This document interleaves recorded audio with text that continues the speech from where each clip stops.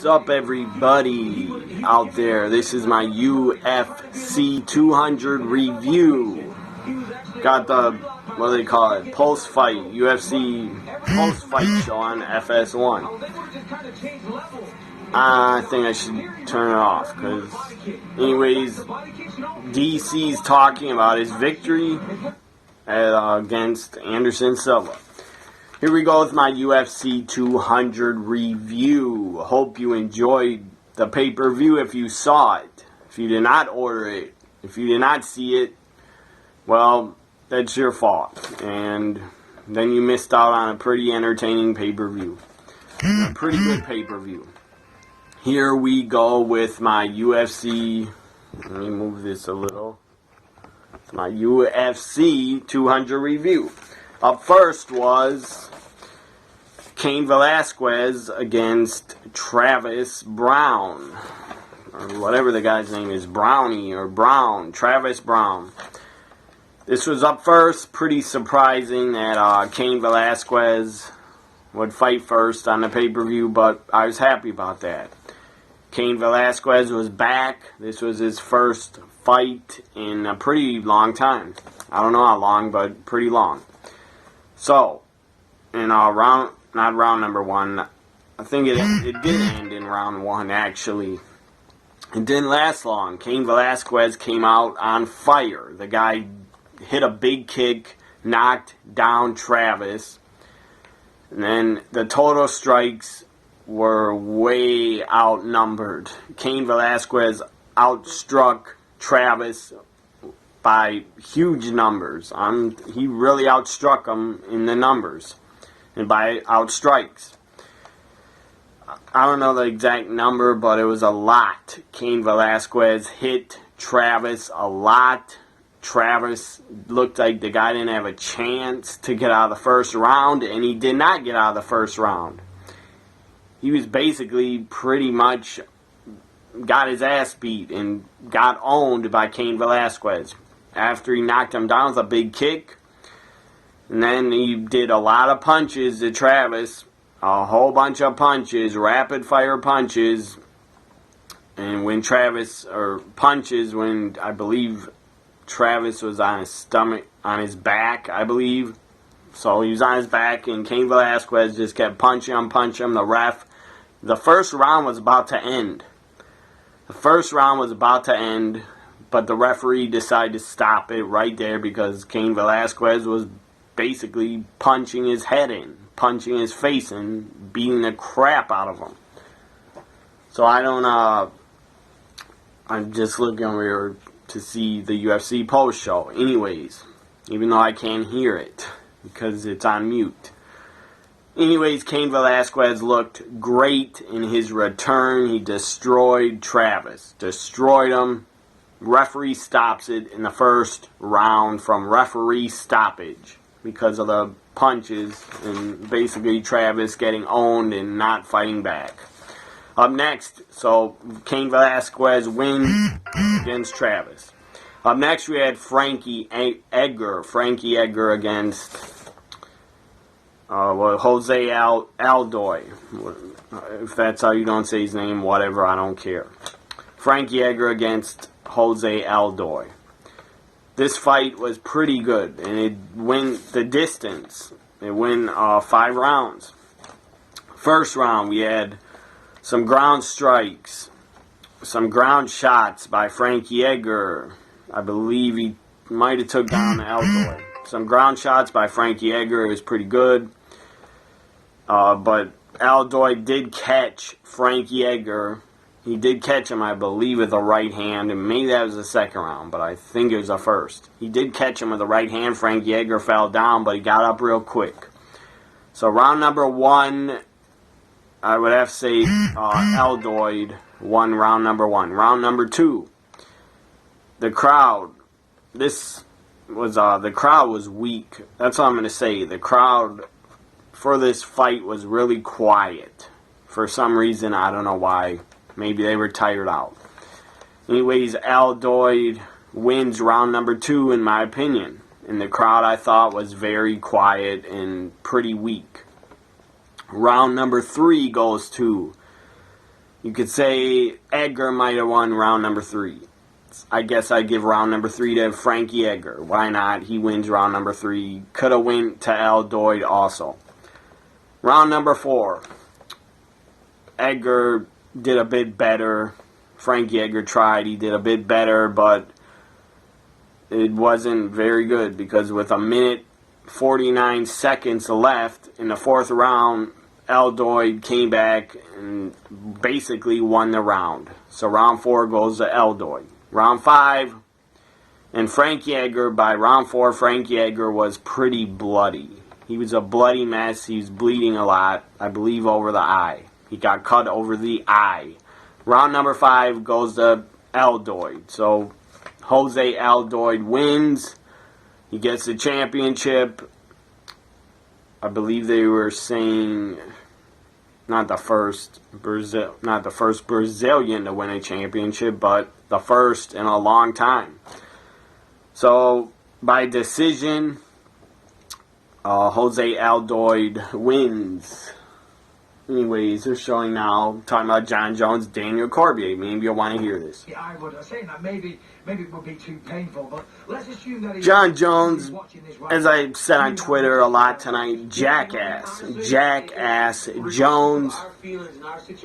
Guy's a fucking idiot. It's a tough road ahead. Just keep your head up for failing. And just wish for the guy failed the drug test, and these are people that live, and they really do live by their faith. And if you just have... That's Daniel Cormier talking. Something much bigger than we do, things will work out, so... Anyways. Looked like he was giving some inspirational words to John Jones to just stay positive and things will work out. I think that's what he meant. Anyways, Daniel Cormier, the guy's a class act. The guy trained for John Jones and sadly didn't get to fight him because jackass Jones fucked up. He failed the drug test and his team and himself wanted the drug test retested because they didn't think anything was in it. So they retested the drug. They retested the test to see if they could find the same sample of the banned substance in the test. And well, it came back. A second time it came back, and John Jones still failed. So you're a jackass, and I'm so pissed at you for failing the test and me not being able to see this fight. I don't think you should be allowed to come back to UFC. 3 strikes and you're out. It's enough of John Jones in the UFC. He can go to Bellator. He can go to Japan and fight. He can go to K1 kickboxing and fight. It's enough of John Jones. The guy's at 3 strikes. Well, he's out. He failed. His opportunities are over. At least I think they should be in the UFC. He doesn't need to come back. Because the guy struck out 3 fucking times. So, as I said, Jose Aldoid wins. The guy's the new champion. Or whatever, I think is... whoever won got the title, I think. In between Edgar and Aldoid. Up next, we had Daniel Cormier up against Anderson Silva. MMA legend, UFC legend. Anderson is not the same fighter as he once was... couple years ago, like 10 years ago, 5 years ago. He's not the same guy. He's not the same fighter. He's older. The guy didn't even have a training camp. He did not even get to have a training camp because after they announced John Jones was out, Anderson Silva within 48 hours accepted the fight to fight Daniel Cormier. So Anderson Silva only had 48 hours notice that he was going to fight Daniel Cormier at UFC 200. Silva looked not like the fighter used to be in his prime. He did not look like he was in his prime because he's not. He looked rusty. He looked, I'm sure he got a great payday. Good for him that he got a great payday for stepping in and replacing jackass Jones. So I'm glad Anderson Silva got a good payday, happy for him that he got a good payday, but he didn't look good. He was basically owned in the entire fight in every round. It was the 3 rounds. DC and Anderson Silva, round number 1 goes to Daniel Cormier. He was on top. He was on top in the first round, took him down, was on top of him most of the first round. Second round, referee, Big John McCarthy, longtime UFC official, told them to stand up, get up on their feet and fight, do stand up. And then the crowd, again, they stand up, but DC takes him down again and is on top of Anderson again. And as I said, DC owned him. He's stronger. I don't think he's taller, but DC was stronger. The guy's younger. The guy's in his prime. So round number 3, round number 1, round number 2 go to Daniel Cormier. Round number 3, DC and again owning him. Anderson Silva did hit a nice knee, and then he hit a kick to DC's body, but that's at the end of the 3rd round. Silva wasn't going to win just because he hit a knee and 1 kick to the body. And then during round number 3, the crowd started chanting. This was pretty funny, but also stupid. I mean, they were booing. I didn't agree with the booing at all. The crowd kept booing when Daniel Cormier was on top of Anderson Silva and took him down, laid on top of him. The crowd was booing, and for what? Why boo? Because Daniel Cormier was in better shape and the better fighter in the fight. You're going to boo the guy just because he took him down and laid on top of him? That was stupid to boo Daniel Cormier just for doing what he wanted to do to win the fight. That was stupid and pretty disrespectful to boo for takedowns and laying on top of him. Round number 3, as I said, went to Daniel Cormier, but this was, at least it wasn't booing, it was pretty funny. The crowd started chanting, stand them up, stand them up, stand them up. That was pretty funny. Anyways, by unanimous decision, DC, Daniel Cormier wins. Good for Anderson Silva that the guy got a good payday, but I think his career in UFC's over because he looked like, well, first he wasn't, he says he was still in great shape, so that's why he accepted the fight, but Silva didn't have a training camp, and I don't know how much more we're going to see of Anderson in the UFC. His career might be coming to an end. We might not see him fight again.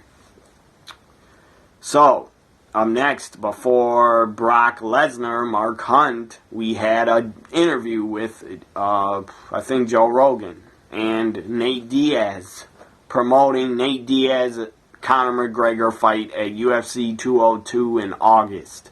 I will be live tweeting UFC 202 and doing a review and prediction on UFC 202. That's in August. Back to UFC 200. Nate Diaz interview. This was pretty damn funny. I was trying to understand. I was trying to listen carefully and understand what the fuck Nate Diaz was saying and talking about. I couldn't follow it. I could not follow what the hell he was saying. The guy looked high. I know the Diaz brothers like to smoke the marijuana. I know that. I don't know if Nate Diaz is a pothead. I don't know. Maybe his brother is. One of them liked to smoke weed, and there's nothing wrong with that. I don't smoke, but people that do, good for you. I have nothing against marijuana. Nothing against marijuana use. So, anyways, it was a funny interview from Nate Diaz because I didn't know what the hell he was saying or talking about. He was trying to talk about the fight with Conor McGregor, but I couldn't understand what the fuck he was saying because the guy looked high. And maybe he was high. Good for him. He got to party and get high watching UFC 200. Anyways, after the funny hilarious Nate Diaz interview. We had Brock Lesnar. I knew this fight was up next. Brock Lesnar, Mark Hunt. Brock Lesnar's return to the UFC and the return to the octagon. I knew this fight was next because the women's fight for the women's championship, that was the main event, so that was going to be last. First round, and Brock came out to great music. They picked for Brock. I believe Dana White picks the music for the fighters. Enter Sandman was picked for Brock. Great entrance. I love that song, and I love Metallica.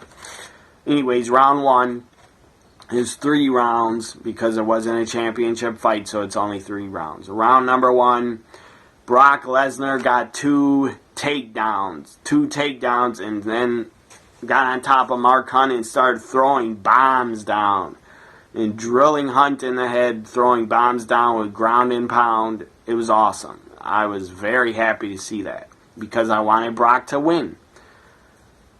Even if Brock wasn't still in WWE, I would have still been rooting for Brock Lesnar to win the fight. So, round number 1, in my opinion, went to Brock Lesnar. He had 2 takedowns in the round, and Mark Hunt, right away after Brock went for his legs and tried to take him down, right away when Mark Hunt got taken down, the guy looked scared to me. He looked intimidated, like he didn't know what the fuck he's going to do, how he's going to get out of it, how he's going to get Brock Lesnar off of him, because now they're showing Brock Lesnar. Back to listen about the post show. I'll start talking in a minute about my review. But again, the takedowns. Mark Hunt was very tentative with distractions. He didn't throw it up. He's probably going to be very annoyed with himself tomorrow. Of course, he was fearing the takedown. That's why. I agree. Mark Hunt, the guy didn't do anything hardly. But Mark Hunt is probably going to regret that he hardly did anything and barely tried. I think he's intimidated as hell and scared.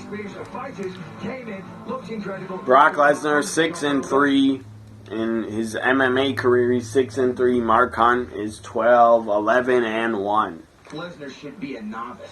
I mean, he's only got a couple years under his belt in actual training. He came to the UFC after only a handful of fights.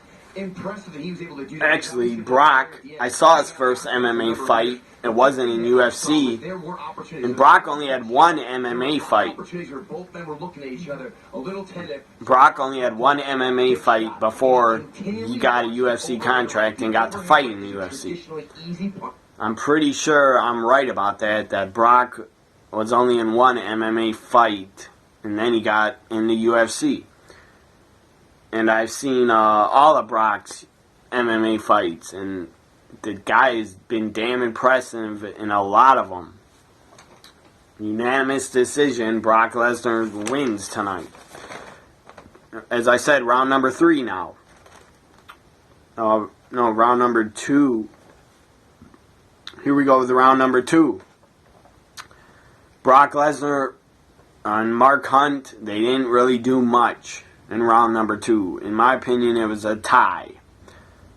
Mark Hunt, I don't believe, landed a punch in round 2. At least, I believe Brock tried for a takedown, but Mark Hunt, I believe, did not even land a punch in round 2.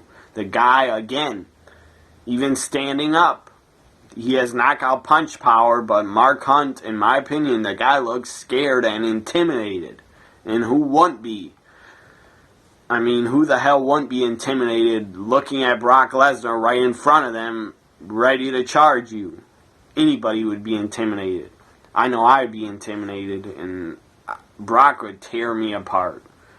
And he dominated Mark Hunt, in my opinion. He dominated him tonight. Mark Hunt looked scared and not ready for, he didn't really know what to expect. I don't think Mark Hunt knew what the hell to expect, what the hell Brock was going to do.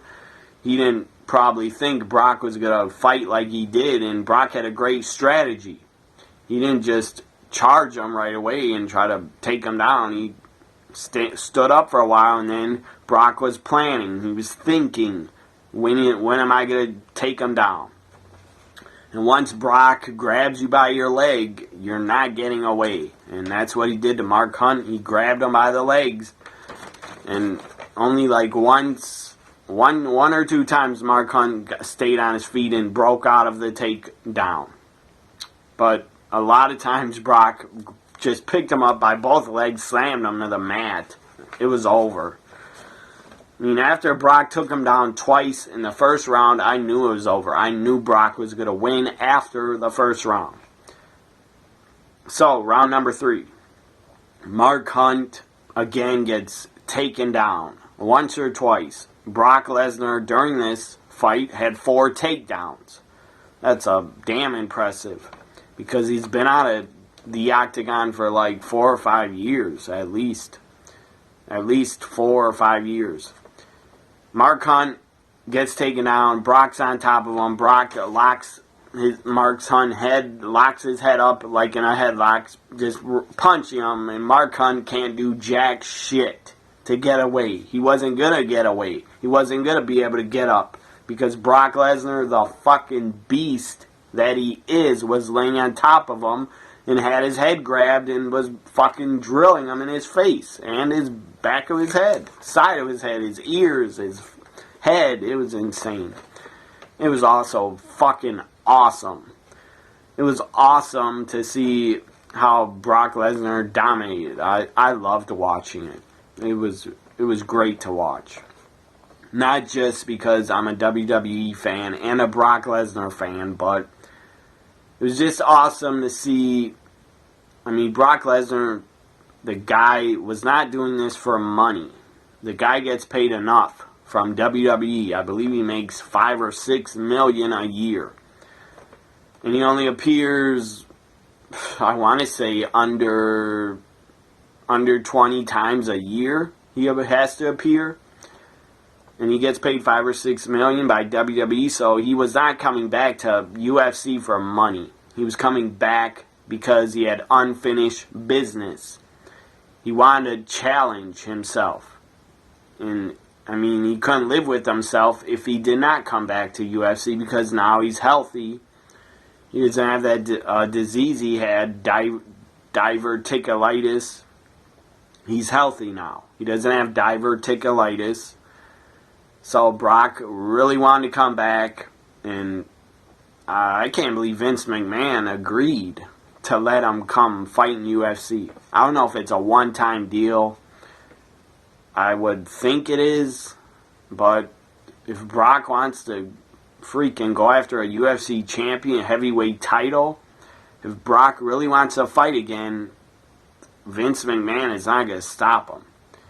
Vince is going to either have to let him fight again, or Brock will probably quit WWE, because he'll do what he wants to do. And you could also say Brock Lesnar is the biggest draw. In my opinion, he is. Right now in 2016, it's not Floyd Mayweather. It's not Conor McGregor because he lost. It's not Ronda Rousey because she lost. Even though McGregor and Rousey are still huge MMA stars, huge UFC stars, and they can still draw, and they will still draw big, huge pay-per-view buy rate, in my opinion. But they lost. But still, as I said, they're big stars, and everybody knows who they are. But Brock is different. This guy is under WWE contract, and he's a huge special attraction, huge draw for the WWE. Whether you hate him or like him, I mean, when Brock Lesnar is on a WWE pay-per-view, people watch. Network subscriptions go way up. That's a fact. Brock Lesnar is one of the biggest draws in combat sports, MMA, whatever you're not. Well, combat sports is like MMA. So Brock is the biggest draw in MMA and in WWE and in pro wrestling, in my opinion. There's nobody else like Brock Lesnar. The guy's a freak of nature. The guy's one of a kind talent. The guy is a beast. Round 3, he destroyed Mark Hunt. He was on top of him for over like 2 minutes, on top of him, beating his ass, punching him in his head, punching him in the face, punching him in the ear. It was awesome to see. It was great to watch and great to see Brock Lesnar do so well in his return to the UFC.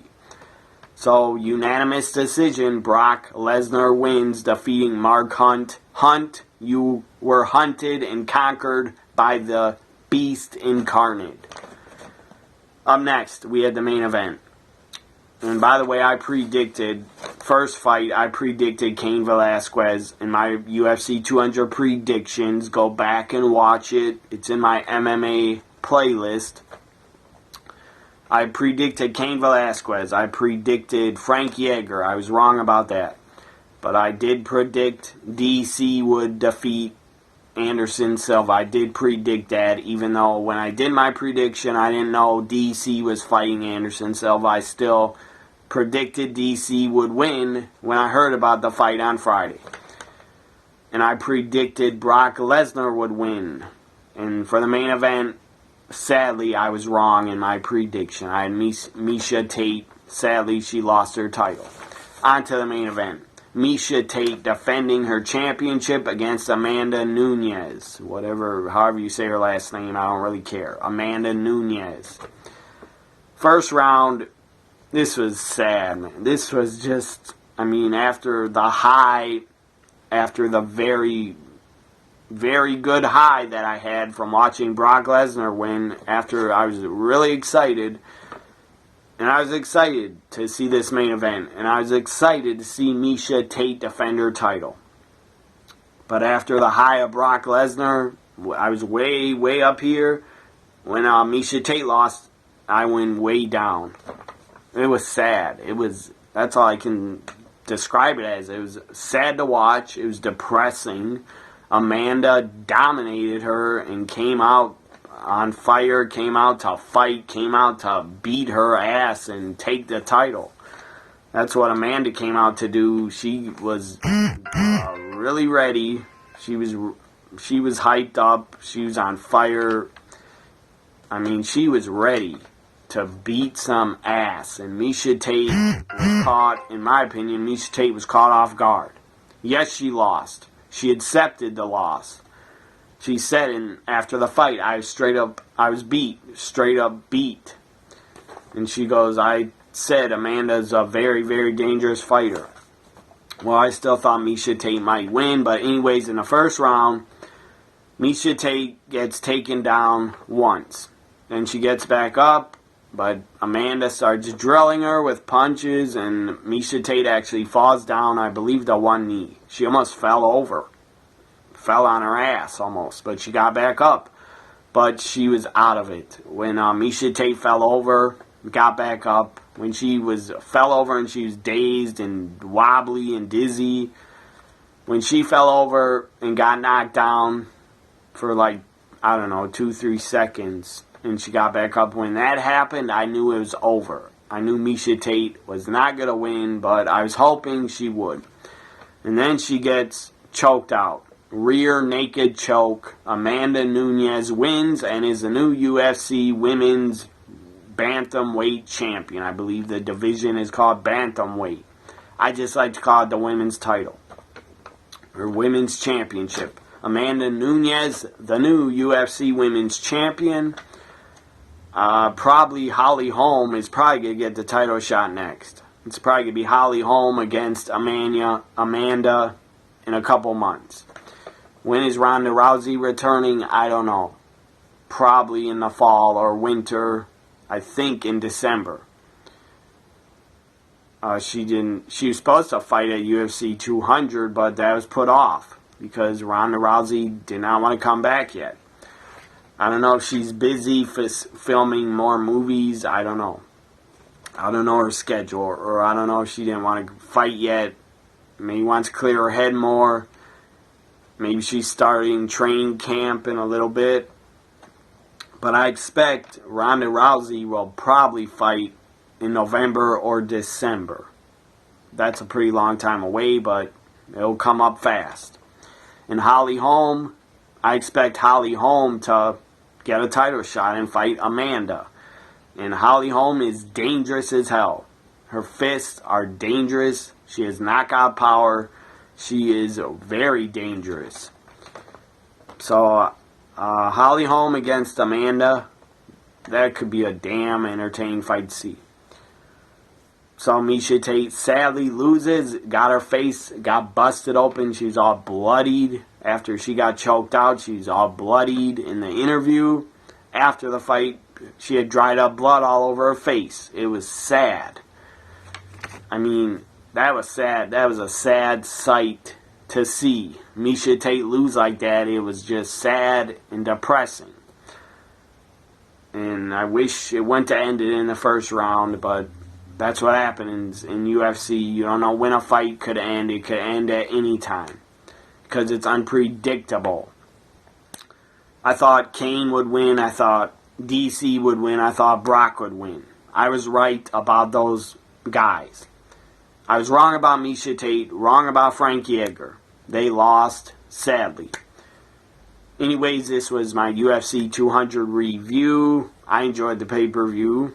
And after the main event, Miesha Tate, Amanda, after that match, after that fight, it's not a match, it's a fight. Wrestling is what I call matches. Matches are called, or fights in wrestling are called matches. UFC, they're called fights. After the Amanda Miesha Tate fight, I was done with the pay-per-view. There was only like 10 minutes left of it. Anyways, I didn't care about the taped fights they were going to show. Hope you enjoyed my UFC 200 review. It was a great event. A lot of good fights, a lot of entertaining fights on it. It would have been better if Jackass Jones went up, fucked up, and could have fought on UFC 200. Then it would have been a better show. But it was good. First UFC event I ever saw was by videotape, because that's the only way I saw it. I didn't have a satellite dish to be ordering UFC pay-per-views. So I started renting them from Blockbuster. A lot of you, if kids are watching this, or a lot of teenagers, you don't know what Blockbuster is, because they went out of business like 10 years ago. Or at least like 8 years ago. Blockbuster, basically, nobody was going to them anymore to rent movies. But back in the day, back in the 90s, that's when I rented a lot of UFC pay-per-views from Blockbuster. A lot of you probably don't even know what Blockbuster is, but I do, because I'm old enough to know what they are, because I'm 32 years old.